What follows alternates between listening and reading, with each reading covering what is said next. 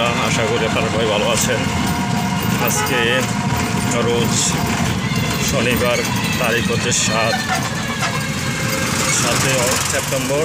আপনাদেরকে বুড়িচং উপজেলার বন্যা পরিস্থিতি দেখানোর চেষ্টা করছি। গত কিছুদিন যাবৎ পানি খুব ভালোভাবেই কমতেছে। আমাদের এই অঞ্চলের মাঠ মোটামুটি এখন শুকাচ্ছে এবং যারা ধানি জমি চাষ করবেন তারা প্রস্তুতি নিচ্ছেন। আর এখন দেখুন কী অবস্থা, পানির আগে পানি ছিল রাস্তা বরাবর, একদম ছুঁই ছুঁই অবস্থা, প্রচুর পানি, সাগরের মতো দেখা গিয়েছে। এখন যে মানুষের ফসল ক্ষয়ক্ষতি হয়েছে তা ভাসমান, তা মানুষের চোখের সামনে ভেসে উঠছে।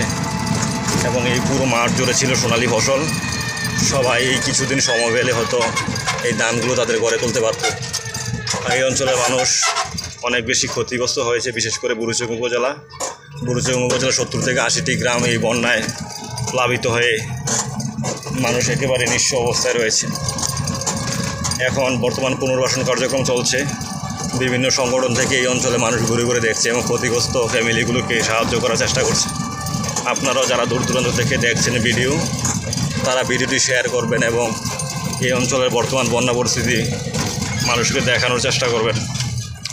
এখন আমি বর্তমানে রয়েছি বুড়িচং জেলার আরাক আনন্দপুর গ্রামের দিকে এবং পানি বর্তমান পরিস্থিতি দেখুন। পানি আগে ছিল গলা সমান, এখন পানি পুরো সমান নেমে এসেছে।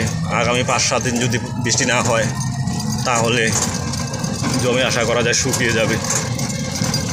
বিভিন্ন মানুষ এই যে এই বন্যার পানিতে মাছ ধরে, আপনাদের দেখাচ্ছি, ছিটা জাল দিয়ে মাছ ধরার চেষ্টা করছে। প্রচুর পরিমাণ মাছ প্রথম দিকে পাওয়া গেছে, এখন ওই পরিমাণ মাছ পাওয়া যায় না। এই অঞ্চলে যারা মৎস্যজীবী ছিল তাদের ব্যাপক ক্ষতি হয়েছে এবারের বন্যায়। পুকুরের সব মাছ বের হয়ে গিয়েছে। আপনারা দেখুন কী অবস্থা। এইটাও একটা পুকুর ছিল মনে হয়, এবং এই পুকুরের চতুর্দিকের যে বাঁধ ছিল তাও পানির নিচে তলিয়ে গিয়েছিল।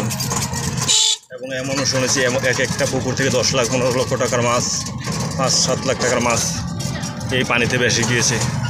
তাদের অবস্থা ভয়াবহ। এবং এইসব ব্যবসায়ীরা কিস্তি থেকে টাকা তুলে, বিভিন্ন ক্ষুদ্র ঋণ থেকে প্রতিষ্ঠান থেকে টাকা তুলে এই ব্যবসা করে তুলেছিল।